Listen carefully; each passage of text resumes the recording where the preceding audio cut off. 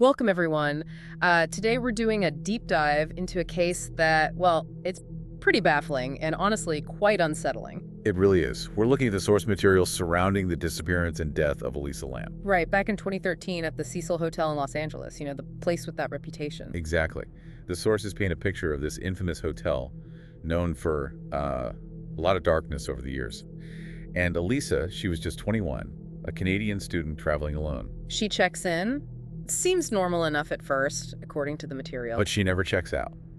And that's where it starts getting strange. The real hook, the part everyone remembers from the sources, is that last sighting, the elevator video. Oh, that video. Well, the source describes her behavior as intensely erratic. It's hard to watch, frankly. Can you walk us through what the material highlights there? What are we seeing? So you see her get in the elevator. She presses a bunch of buttons. But the door just won't close. It's stuck open. Okay, weird already. Yeah, and then she starts acting really strangely, peeking out into the hallway, jumping back in, almost like hiding in the corner. It's hiding or looking for someone. It's unclear. The source mentions her hand gestures, too, described as frantic, like she's talking to someone, or maybe gesturing at something unseen. And after that bizarre sequence, the material says she just vanished, leaves the elevator area, and that's it. Gone. For 19 days, there's nothing. Total mystery. Until, and this is where the source material details get really grim, hotel guests started complaining. Right, about the water. Low pressure, a funny taste, even a weird dark color. Just imagine being one of those guests. Ugh. So maintenance goes up to check the rooftop water tanks because of these complaints. And that's when they found her? Yeah. Inside one of the big sealed water tanks, Elisa's body, naked, floating in the water. Horrifying. Okay, so let's talk about the investigation based on the sources, because this is where it gets even more perplexing. Absolutely. The autopsy finds no signs of physical trauma. Nothing to suggest a struggle or attack. No suicide note either. No note. And maybe crucially, the toxicology reports came back clean. No drugs, no alcohol that could explain, the elevator behavior or anything else. So no obvious cause of death, no struggle, no drugs. Exactly.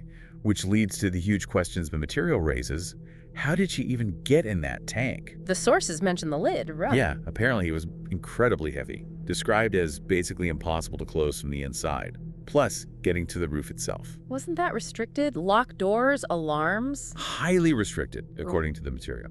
Locked, alarmed, needed keys or passcodes, and maybe the biggest puzzle. No security footage? None. No footage of her going up there at all. It's like she bypassed everything. So you've got this incredibly strange behavior in the elevator, then this seemingly impossible journey to a locked roof.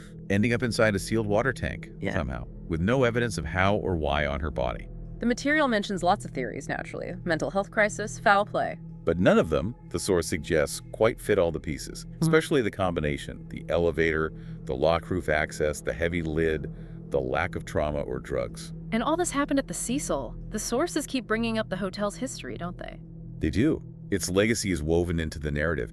Decades of deaths, suicides, even housing serial killers. It adds this whole other layer of unease. So the case remains unresolved. These core questions linger. What was happening in that elevator? How did she get to that tank? Undetected, unharmed, apparently under her own power, but ending up in a place she shouldn't have been able to reach or seal herself into. It really makes you think, looking at the material, does the Cecil's dark past just cast a shadow, or is there something more? Are some places, as the source material almost hints by dwelling on the hotel's history alongside the baffling facts, just different? Do they hold secrets? It definitely leaves you wondering. Thinking about the hotel's legacy, the unexplained circumstances, does it suggest some places defy simple explanations? Or maybe are just waiting for new guests, something unsettling to consider from the source material. Please subscribe to our channel. Your support motivates us to create even more great content for you. Thank you so much.